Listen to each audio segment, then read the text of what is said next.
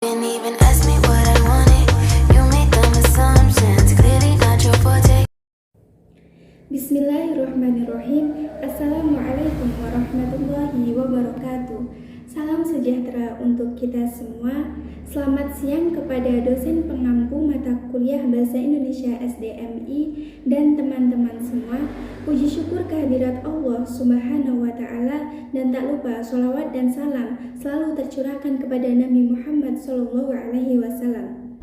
Kami dari kelompok 2 yang terdiri dari saya sendiri, Rizka Khomariah BTR sebagai moderator, Ardini dan Nafisa sebagai presentator pertama, Umi Nadiratul Hasanah sebagai presentator kedua, dan Kurnia Faidotul Inayah sebagai presentator ketiga.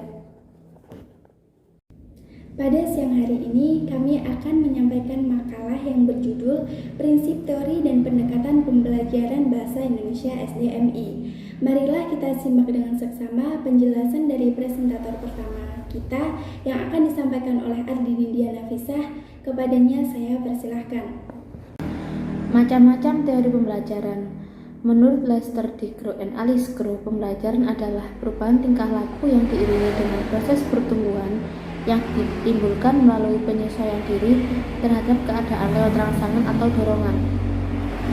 Teori pembelajaran dibagi menjadi 5. Yang pertama, teori perkembangan Jean Piaget. Menurut Jean Piaget, seorang anak maju melalui 4 tahap perkembangan kognitif, antara lain yaitu tahap sensori motor, pra-operasional, operasi konkret, dan operasi formal. Perkembangan tiap individu melalui tahapan ini berbeda dan tidak ada individu yang melewati salah satu tahap tersebut. Tiap tahap ditandai dengan munculnya kemampuan-kemampuan intelektual baru yang memungkinkan orang memahami dunia dengan cara kompleks. Yang kedua, teori pembelajaran konstruktivisme. Menurut teori pembelajaran konstruktivisme, pada dasarnya aliran konstruktivisme membutuhkan pengetahuan untuk dibentuk diri sendiri, dan pengalaman adalah kunci pembelajaran yang bermakna. Belajar bermakna tidak akan terwujud hanya dengan mendengarkan ceramah atau membaca buku tentang pengalaman orang lain. Yang ketiga, teori Vygotsky. Teori Vygotsky menekankan pada hakikat sosial kultur dari pembelajaran. Menurut Vygotsky, bahwa pembelajaran terjadi apabila anak belajar menangani tugas-tugas yang belum dipelajari, namun tugas itu masih berada dalam jangkauannya. Yang keempat, teori Bandura. Pengamatan dari teori Bandura, siswa belajar melalui tingkah laku seseorang yang menjadikan sebagai model pengamatan yang akan jadi sebuah patokan atau pegangan.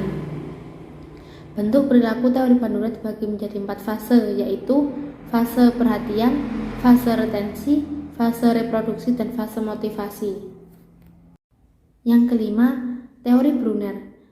Dari teori Brunner di atas, bahwa siswa melakukan pembelajaran inquiry tentang pemahaman struktur materi atau ide dari suatu ilmu yang dipelajari. Pembelajaran inquiry melibatkan penggunaan model ilmiah. Siswa dituntut untuk berpikir secara induktif dalam belajar dengan melakukan pembelajaran melalui penemuan pribadi. Di sini, siswa diberikan suatu masalah oleh guru agar siswa melakukan sesuatu dengan cara mencari suatu jawaban dan pertanyaan atas masalah tersebut. Pembelajaran akan lebih bermakna jika siswa fokus pada proses pembelajaran. Untuk presentator yang kedua akan disampaikan oleh Umi Nadiratul Hasanah. Kepadanya saya persilahkan. Oke, di sini saya akan melanjutkan pembahasan tentang pemrograman bahasa. Di sini saya menjelaskan tentang jenis-jenis pemrograman bahasa. Yang pertama yaitu pendekatan formal. Pendekatan formal merupakan kegiatan rutin yang konvensional yang berdasarkan pengalaman. Dan yang kedua, pendekatan empiris. Pendekatan empiris ini juga berdasarkan pengalaman mereka, dan di sini dia mempunyai asumsi. Yang pertama yaitu tentang bahasa adalah ujaran, bukan tulisan. Yang kedua, bahasa adalah rangkaian kebahasaan. Dan yang ketiga, bahasa yang sewajarnya adalah yang digunakan penuturnya, bukan seharusnya diujarkan. Dan yang ketiga yaitu ada pendekatan struktural. Pendekatan struktural ini lebih ke kaidah-kaidah bahasa. Dan yang keempat yaitu ada pendekatan keterampilan. Di sini keterampilan itu mencakup pada mengamati, menafsirkan, mengkomunikasikan, mengeluarkan, menerapkan, dan mengendalikan. Dan yang selanjutnya yaitu kelima, pendekatan rasional. Keenam, fungsional. Pendekatan fungsional ini lebih ke secara langsung berkontak secara langsung dengan masyarakat sekitar. Dan yang ketujuh yaitu pendekatan terpadu.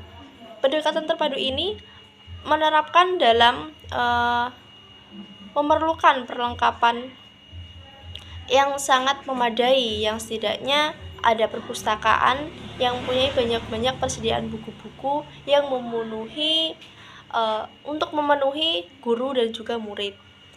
Dan yang kedelapan yaitu ada pendekatan integral. Pendekatan integral itu lebih ke pertimbangan, mempertimbangkan sesuatu yang akan dilakukan. Yang kesembilan yaitu sosiolinguistik, yaitu menghubungkan antara gejala masyarakat dengan gejala bahasa. Dan yang ke-10 pendekatan psikologi. Pendekatan psikologi ini menelaah tentang karakter individu peserta didik dan cara belajar peserta didik. Yang ke-11 pendekatan psikologi linguistik, yaitu proses pembelajarannya. Yang terakhir yaitu pendekatan komunikatif, yaitu mengenai tugas dan fungsi bahasa untuk berkomunikasi. Baik, untuk presentator yang terakhir akan disampaikan oleh Kurnia Faidotul Inayah. Kepadanya saya persilahkan. Baik, di sini saya akan melanjutkan tentang materi urgensi dan teori pendekatan pembelajaran bahasa Indonesia. Tanpa adanya bahasa, peradaban manusia tidak dapat terjadi perkembangan. Bahkan, identitasnya sebagai manusia, komunikasi tidak dapat berlangsung secara normal. Mengajar bahasa Indonesia pada hakikatnya adalah mengajarkan keterampilan bahasa, bukan bahasa. Keterampilan berbahasa yang perlu ditekankan dalam pengajaran bahasa Indonesia adalah keterampilan meditasi, mendengar, dan membaca, dan keterampilan produk. Guru harus berpikir kreatif dan memperoleh pengetahuan dan keterampilan. Guru harus kreatif, efektif, dan efisien dalam memberikan pengalaman dan pengetahuan kepada siswa agar siswa dapat dengan mudah menerima dan memahami pelajaran yang diberikan kepada mereka. Untuk kepentingan pendidikan, baik itu pendidikan umum maupun pendidikan agama, perlu adanya suatu metode yang dapat digunakan dalam proses belajar mengajar. Guru dapat memilih metode yang akan digunakan sesuai dengan situasi sekolah masing-masing dan daya serap siswa. Model pembelajaran pada dasarnya adalah bentuk pembelajaran grafis itu diajarkan oleh guru dari awal sampai akhir.